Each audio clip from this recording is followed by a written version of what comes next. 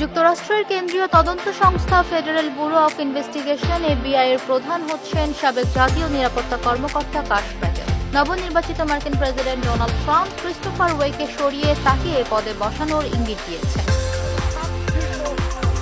আজ রোববার এক প্রতিবেদনে এসব তথ্য দিয়েছে বার্তা সংস্থা রয়টার্স। প্রতিবেদন বলছে, মার্কিন নির্বাচনে ট্রাম্পের জয়ের খবর আসতে শুরু করার পর থেকেই বারবার আলোচনায় উঠে আসেন কাশ প্যাটেল।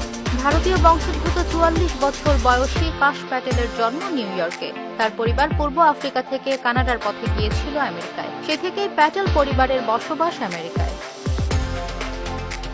ট্রাম্পের প্রথম মেয়াদে জাতীয় গোয়েন্দা বিভাগের পরিচালক এবং প্রতিরক্ষা সচিব উভয়কেই পরামর্শ দিয়েছিলেন প্যাটেল। এর আগে এফবিআইকে গোয়েন্দা তথ্য সংগ্রহের ভূমিকা থেকে সরিয়ে দেওয়ার এবং ট্রাম্পের এজেন্ডাকে সমর্থন করতে অস্বীকার করা যে কোনো কর্মচারীর পদগুলোকে শুদ্ধ করার আহ্বান জানিয়েছিলেন তিনি।